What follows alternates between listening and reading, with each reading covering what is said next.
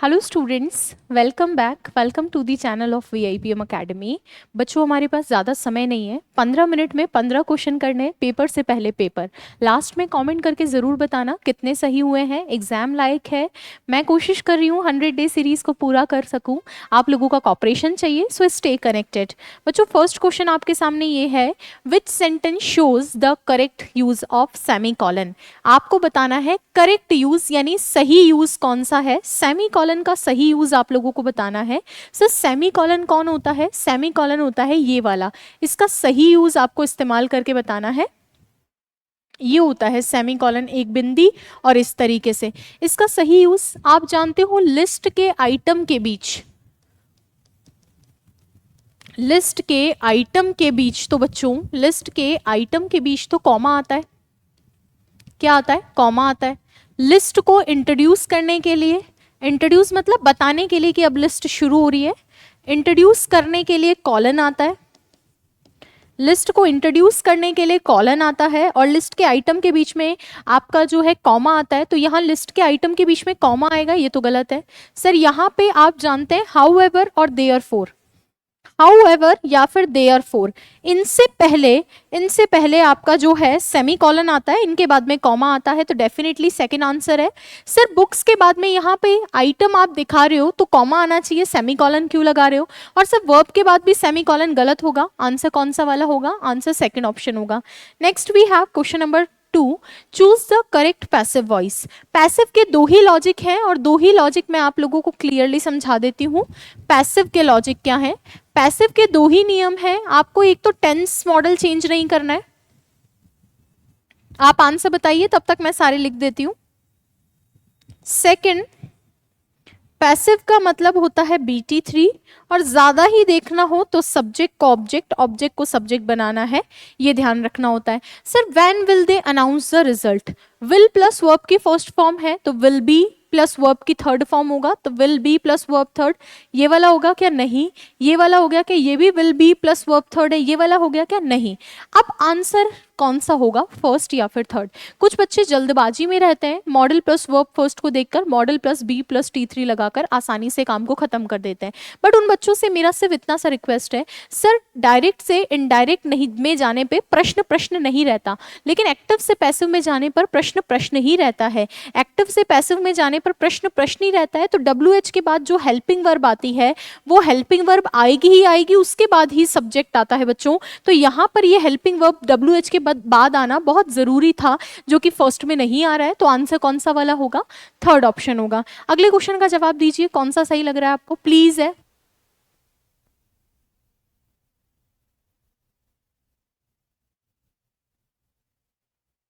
Sir, he said to me please lend me your pen. Sir, please है तो request होगा, ये नहीं आएगा, ये नहीं आएगा। और ये क्या कह रहा है? प्लीज मुझे एक क्या दो आप, उस मुझे पेन दो। सर, पेन आपको चाहिए, लैंड की फॉर्म्स भी याद होनी चाहिए। देखो, 15 मिनट में मैं आपको पूरा पेपर सॉल्व करवा रही हूँ, इससे बेटर क्या हो सकता है। इसीलिए जल्दी से जवाब देंगे और 100 डे सीरीज को पूरा करेंगे। Sir, he requested me to lend the, आपको पता है वर्ब की फर्स्ट फॉर्म को 2 प्लस वर्ब की फर्स्ट फॉर्म में चेंज किया जाता है, तो ये वाला होगा नहीं बच्चों। आंसर कौन सा होगा? फर्स्ट वाला। वैसे भी मैंने आप लोगों को बोला था जो 100 डे सीरीज पूरी करेगा उसके 10 क्वेश्चन बोनस आएंगे। अब मैं कहती हूँ 10 नहीं, 13 क्वेश्चन बोनस आएंगे आप लोगों के। चलिए बच्चों, अगला है क्वेश्चन नंबर 4। यहाँ पर आपको बोला है she has a innocence that makes her very charming. उसमें क्या है? इनोसेंस है, और वो इनोसेंस उसको बहुत ज्यादा चार्मिंग यानी अट्रैक्टिव बनाता है, अल्यूरिंग बनाता है, आकर्षक बनाता है। तो जल्दी से बताएंगे, सभी बच्चे बताएंगे कि उसमें कैसा इनोसेंस है। अब चाइल्डिश है, चाइल्ड लाइक है, चाइल्डिशनेस है, और आपका चाइल्डलीनेस, तो ये तो कोई वर्ड ही नहीं है। सर, इनोसेंस ऑलरेडी नाउन है, हमें एडजेक्टिव की जगह चाहिए कि कैसा इनोसेंस, तो ये नाउन भी नहीं चलेगी।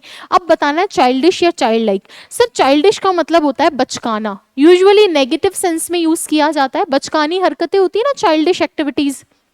चाइल्ड लाइक होता है बच्चे जैसा, बच्चे जैसा। तो छोटे बच्चे होते हैं ना इनोसेंट, ये यूजुअली पॉजिटिव सेंस में आता है। यही दोनों में डिफरेंस है। चाइल्डिश नेगेटिव सेंस में आता है, चाइल्ड लाइक जो होता है पॉजिटिव सेंस में आता है। सर, उसके अंदर कैसा इनोसेंस है जो उसको चार्मिंग बना रहा है? आप किसी को आकर्षक बोल रहे हो तो उसकी नेगेटिव बात तो कर नहीं रहे हो, पॉजिटिव बात ही कर रहे हो। तो सर, उसमें चाइल्डिश बिहेवियर तो होगा नहीं। चाइल्ड लाइक है मतलब बच्चे जैसा इनोसेंस है, that's why people like him और हर। नेक्स्ट है question number 5, choose the correct sentence. Correct sentence आपको बताना है, आप सावधानी से कर सकते हैं, सारे केसेस आपके सामने हैं। सर मैंने आपको बताया है ऑफ का मतलब में से हो, और उसके बाद में काउंटेबल नाउन लगा रहे हो तो प्लूरल फॉर्म में आएगी विद डिटर्मिनर, वो भी डिटर्मिनर के साथ में, आर्टिकल दी या कोई और डिटर्मिनर, बट डिटर्मिनर चाहिए।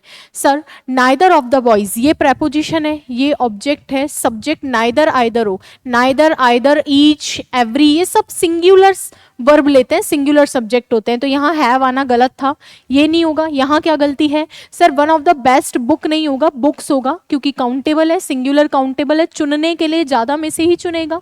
ठीक है, चलिए देखेंगे बच्चों, शी सेड मी, आपको बताया है बच्चों सेड टू मी होता है, ना कि सेड मी होता है, और टोल्ड मी होता है, ये भी ध्यान रखेंगे, ये भी नहीं होगा। सर अब तो दिख ही रहा है रिजेक्शन से, he has been working, perfect continuous है क्योंकि 4+ टाइम है और ये लेंथ ऑफ टाइम है। अगला क्वेश्चन है क्वेश्चन नंबर 6, न्यूनतम समर्थन मूल्य का अंग्रेजी रूप है। सर ये मिनिमम सपोर्ट प्राइस होती है, एमएसपी होती है, आप अच्छी तरीके से जानते हैं, वैल्यू प्राइस नहीं, कंट्रोल प्राइस नहीं, परचेज प्राइस, किसान तो अच्छे से जानते हैं। Sir at this time tomorrow, sir सिर्फ टुमारो नहीं है, टुमारो के साथ में एट दिस टाइम है। जैसे एट दिस टाइम का मतलब अभी इस क्षण, continuous, at this time yesterday मतलब इस क्षण कल के समय, तो past continuous, at this time tomorrow का मतलब आने वाले कल में, इस समय। सर यहाँ पर जो है इस समय कल क्या होगा, मैं बीच पे होंगी, तो विल लाई, लाई लाइंग नहीं, विल बी लाइंग, मैं कहाँ पर होंगी, बीच पर होंगी, विल बीच पे लेटे हुए होंगे। नेक्स्ट देखेंगे 8 नंबर है, सर आपसे पूछ रहा है टेंस कौन सा है, इस तरह के क्वेश्चन आने की प्रोबेबिलिटी ज्यादा रहती है। आपसे सीधा सिंपल पूछ रहा है हैज प्लस वर्ब की थर्ड फॉर्म है, कौन सा टेंस होगा। आप जानते हैं प्रेजेंट परफेक्ट है, हैज हैव प्लस वर्ब की थर्ड फॉर्म जब भी दे रखा हो तो आप क्या लगाते हैं, प्रेजेंट परफेक्ट। प्रेजेंट सिंपल नहीं है, प्रेजेंट सिंपल में वर्ब की फर्स्ट फॉर्म या वर्ब की फर्स्ट फॉर्म के साथ एस या डू डस प्लस वर्ब की फर्स्ट फॉर्म होती है। सर पास्ट परफेक्ट में हैड प्लस वर्ब की थर्ड फॉर्म होती है, और पास्ट इंडेफिनिट में वर्ब की सेकंड फॉर्म या डिड प्लस वर्ब की फर्स्ट फॉर्म। तो ये थोड़ा सा बेसिक जानकारी से आप ये क्वेश्चन सही कर सकते हैं। अगला है she said that she fill in the blank her work when I came, जब मैं आया। सर कौन से टेंस में आया, पास्ट में, तो ये तो आएगा नहीं, ये तो आएगा नहीं। जब मैं आया तब की बात बता रही है कि तब वो अपना काम कर चुकी थी या कर रही थी। सर मैं जब आया तो मैं उससे पहले की स्थिति कैसे जान सकता हूँ। मान लो मैं इस टेंस में आया हूँ, उस टाइम वो आदमी काम कर रहा है, वो तो मैं देख पा रहा हूँ अपनी नेकेड आइज से, लेकिन उससे पहले क्या हुआ, काम हुआ या नहीं हुआ, वो तो मैं नहीं देख सकता। तो जब मैं आया तब वो काम कर रही थी, यही एक्टिविटी में देख पाऊंगी। जब थर्ड नहीं होता तो फोर्थ के बारे में सोचते, लेकिन अभी जब ऑप्शन में थर्ड है बच्चों, थर्ड आंसर होगा। Next we have question number 10, change into assertive, यानी पॉजिटिव सेंटेंस में चेंज करना है। इंटेरोगेटिव का तो सीधा हिसाब किताब है, इंटेरोगेटिव नेगेटिव है तो पॉजिटिव में चेंज होगा, और पॉजिटिव है तो नेगेटिव में चेंज होगा। Is this the way to behave, क्या ये तरीका है बिहेव करने का। मम्मी बोलती है ना ये तरीका है तुम्हारा बात करने का, इसका मतलब ये बात करने का तरीका नहीं होना चाहिए, this should not be the way to talk. Sir is this the way to behave, क्या ये तरीका है बिहेव करने का, no it is not. Sir this is the way, no that is नहीं, दिस इज बोला है तो दिस इज ही रखेंगे, दिस वेज टू बिहेव नहीं, this is not the way to behave, ये तरीका नहीं है बात करने का। सर अगला देखेंगे, हमें अपने बुजुर्गों का सम्मान करना चाहिए, हमें अपने बुजुर्गों का सम्मान करना चाहिए। सिर्फ चाहिए हो तो शुड प्लस वर्ब फर्स्ट लगाएं, चाहिए हो तो, लेकिन अगर चाहिए था लिख रखा है, चाहिए था लिख रखा है तो शुड हैव प्लस वर्ब की थर्ड फॉर्म लगाएंगे, इसका भी विशेष ध्यान रखेंगे सभी बच्चे। सर अगर सिर्फ चाहिए है तो शुड प्लस वर्ब फर्स्ट आएगा, और मॉडल पास्ट में जा रहा है तो शुड हैव प्लस वर्ब की थर्ड फॉर्म आएगा। Sir should plus verb first नहीं है, sir should plus verb first है, शुड प्लस वर्ब फर्स्ट नहीं है, सर शुड है ही नहीं, तो आंसर कौन सा हो जाएगा, सेकेंड ऑप्शन।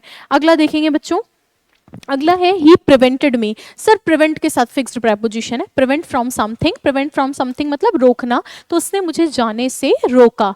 नेक्स्ट है question number 13, this book consist. Sir consist के साथ में ऑफ लगता है, इस चीज का ध्यान रखेंगे। कंसिस्ट का मतलब होता है शामिल करना, इसके साथ में फिक्स्ड प्रेपोजिशन ऑफ आता है, जिसका मतलब क्या होता है, शामिल करना। इसका मतलब इस किताब में कितने चैप्टर है, ये किताब 10 चैप्टर को शामिल करती है। इसी तरीके से इस सेंटेंस को ऐसे भी लिख सकते हैं, This book comprises 10 chapters। Sir जब कंप्राइज को एक्टिव वॉइस में लिखा जाता है तो उसके बाद में ऑफ नहीं लगाते, कंप्राइज के बाद ऑफ नहीं आता है एक्टिव वॉइस में, जबकि कंसिस्ट के साथ में आता है। वहीं कंप्राइज को अगर BT3 में लिखती ना, अगर बी के साथ में कंप्राइज्ड आ जाता तो फिर ऑफ लग जाता, तो तो ऑफ लग जाता, लेकिन डायरेक्ट अगर है तो ये एकदम सही है, यहाँ ऑफ नहीं आएगा। ठीक है, ये थोड़ा सा ध्यान रखना, कंसिस्ट के साथ ऑफ आएगा सर, कंप्राइज के साथ कुछ नहीं आता एक्टिव वॉइस में, और पैसिव में be plus comprised of. Next है ही इज रीडिंग, वो क्या पढ़ रहा है सर, एक रिलीजियस बुक है, और आप जानते हैं रिलीजियस जो बुक होती है बच्चों, रिलीजियस बुक के साथ में आर्टिकल दी आता है, जैसे the Ramayana, the Mahabharata, the Quran, the Bible, तो यहाँ पर आर्टिकल दी आना चाहिए। और दूसरा वो क्या है, एक पवित्र पुस्तक है सर, पवित्र तो दुनिया में बहुत सारी है, उनमें से एक है, इसलिए आर्टिकल ए लगना चाहिए। बच्चों थर्ड भी सेम ही ऑप्शन था, तो इसको चेंज कर देती हूँ ताकि अपने को एक ही ऑप्शन पिक करना रहे, एक ही ऑप्शन पिक करना रहे। तो यहाँ पे ये आ जाएगा और ये गलत हो जाएगा, क्योंकि द होली बुक का मतलब वही होली है, सिर्फ वो नहीं, दुनिया में बहुत सारी, उनमें से कोई एक है। नेक्स्ट अगला देखेंगे, लास्ट क्वेश्चन आज की क्लास का, sir words that he spoke, शब्द, कौन से शब्द, कोई भी शब्द नहीं, जो उसने बोले थे वो वाले। तो the few words he spoke impressed everyone, जो शब्द उसने बोले थे उन्होंने सबको इम्प्रेस कर दिया। सब फ्यू नहीं, अ फ्यू नहीं, द लिटिल नहीं, तो क्लियर है, आंसर थर्ड ऑप्शन होगा। इसी के साथ में ये पेपर कंप्लीट हो गया। छोटे छोटे से सेशन करके हम अपनी 100 डे सीरीज को पूरा कर सकते हैं। अगर आपको वीडियो पसंद आई है लाइक करेंगे, चैनल पे न्यू है सब्सक्राइब करिए। थैंक यू सो मच बच्चों, वेलकम टू VIPM। एंड कोई नया बच्चा है सब्सक्राइब करेगा, लाइक करें, शेयर करें, और कल की 150 क्वेश्चन की क्लास के लिए तैयार रहेंगे। Thank you.